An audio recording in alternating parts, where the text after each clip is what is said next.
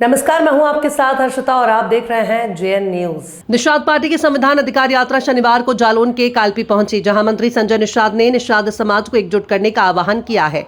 उन्होंने कहा कि निषाद समाज को अनुसूचित जाति में शामिल करने की मांग को लेकर समाज को एकजुट किया जा रहा है। आपको बता दें कि पार्टी के नेता संजय निषाद ने कहा है कि उत्तर प्रदेश की 200 निषाद समाज बाहुल्य विधानसभा सीटों पर चुनाव लड़ने की तैयारी की जा रही है। उन्होंने निषाद समाज के लोगों से एकजुट होने और अपने अधिकारों के लिए लड़ने का आह्वान किया। इस अवसर पर संजय निषाद ने कहा कि हम निषाद समाज को अनुसूचित जाति में शामिल करने की मांग को लेकर समाज को एकजुट कर रहे हैं। हम उत्तर प्रदेश की 200 निषाद समाज बाहुल्य विधानसभा सीटों पर चुनाव लड़ने की तैयारी कर रहे हैं। उन्होंने आगे कहा कि हम निषाद समाज के लोगों से एकजुट होने और अपने अधिकारों के लिए लड़ने का आह्वान करते हैं। हमारी लड़ाई निषाद समाज के अधिकारों के लिए है और हम यूपी की 200 सीटों पर इस लड़ाई को जीतने के लिए पूरी तरह से तैयार है। वासरमैन भी विरोध नहीं करेगा और सपा के लोग तो ईमानदार अगर हो तो 9% कटवा दे, मेरे तो ओबीसी से निकला। तो ये जिसको लेना है वो जागे हैं।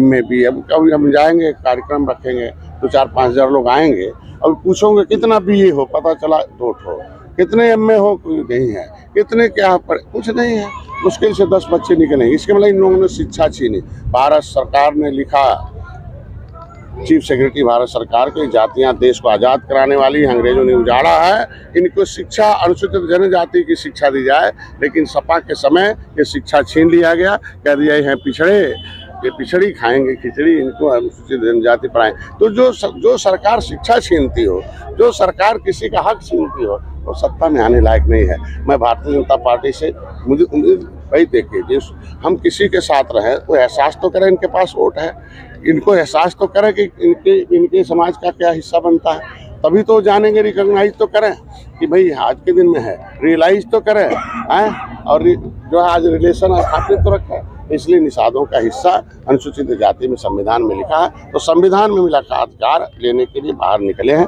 ये नौजवान हैं, ये सब जो है इसीलिए निकले हैं कि भैया अब एक वोट कुछ वही पाएगा जो इनके आरक्षण कर पाता है। मेरा एक महत्वपूर्ण सवाल, जैसा कि पिछली विधानसभा में ये कालपी जो विधानसभा महत्वपूर्ण सीट है आपकी पार्टी के खाते में गई थी, क्या इस बार भी हम लोग अनुमान लगाएंगे?